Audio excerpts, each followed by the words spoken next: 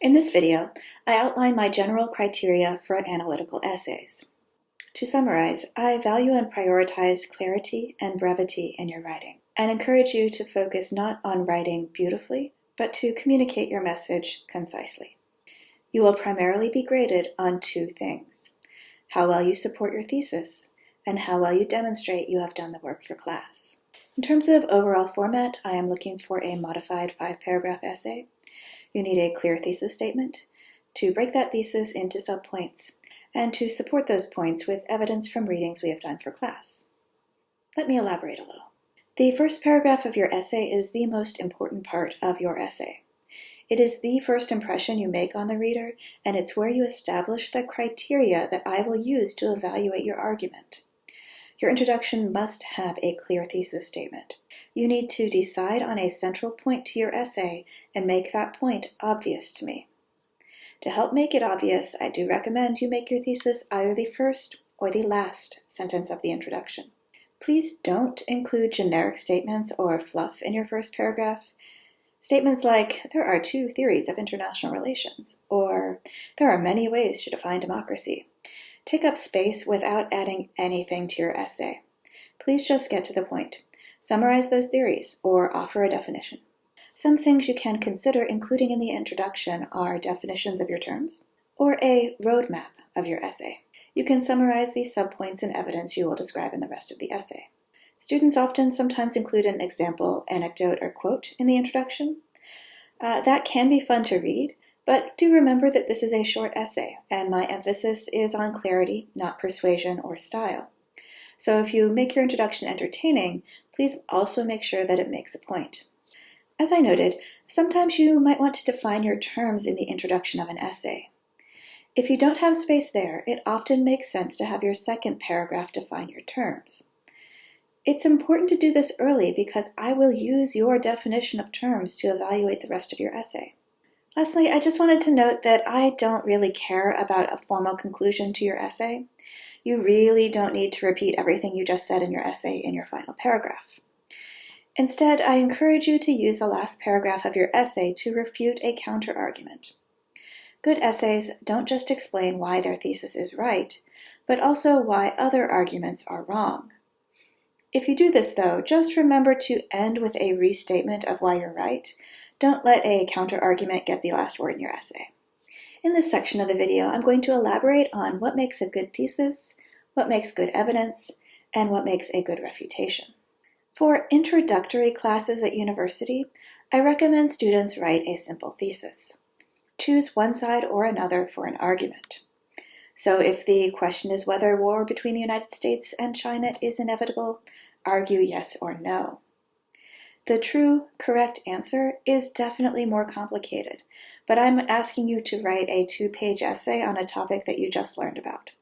I'm not grading you on your answer, but on how well you support it and how well you show you have done course readings.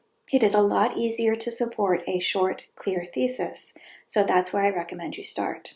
If you are a more experienced writer, and definitely for upper-level classes, you might want to make a more nuanced thesis statement. If your answer to a question is maybe, you need to be very clear about the criteria that shape your argument. For example, if you want to argue that the US and China aren't going to go to war, but will be in conflict, what exactly do you mean by that? A trade war, economic competition, proxy wars? Be specific and link it back to the underlying purpose of the essay.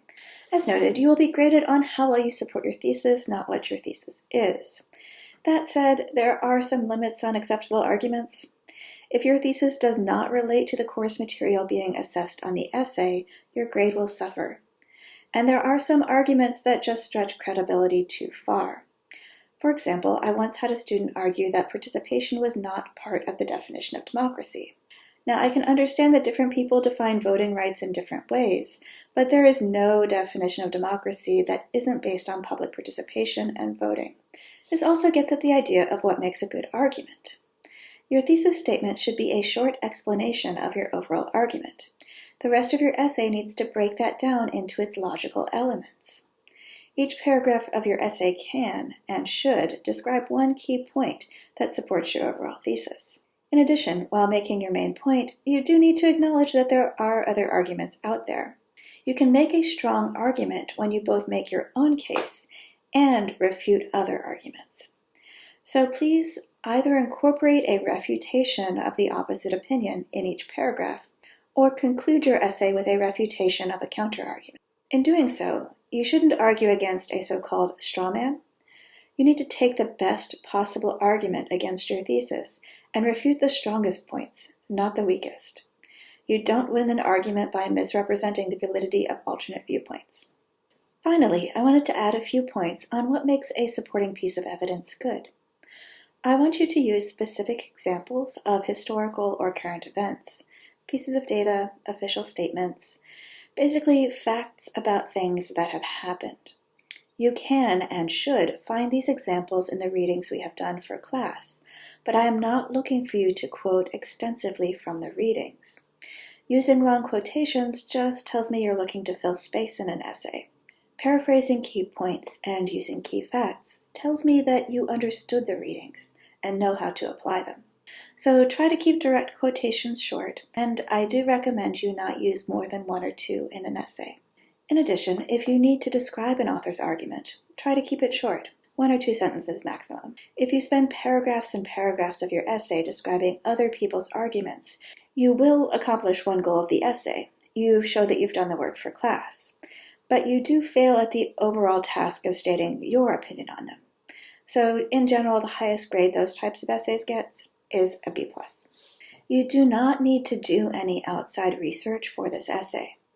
You may cite additional readings if you like, but do not replace course readings with your own personal research. You will get a B or lower for failing to demonstrate you have done the course reading. Similarly, I have given you a minimum number of sources to cite for this essay. I want to caution you about which sources to cite. Anything on the syllabus is fair game, but if you only cite short, easy readings and YouTube videos, your grade will reflect the minimal effort that you put into that essay. So try to cite some of the more complex readings we have done. Again, I want you to do the work and to think about it. That's what I'll be grading you on. I'd like to end with a few general recommendations. Students often write complex sentences and paragraphs, and their essays really suffer for it. I prefer clarity in writing. So when you write a sentence, try to just put one idea in it. You don't need a bunch of fancy SAT words, just state your point simply. And when you write a paragraph, try to just make one main point each time. Make that point the topic sentence of that paragraph, and fill the rest of your paragraph with the evidence that supports it. Writing an outline before your full essay can help you with this. Finally, do please read your essay before you turn it in.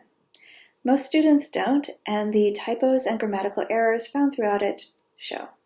So for further help, I will be providing comments on your essay outlines, and also encourage you to request a consultation with the Writing Center if you have bigger concerns.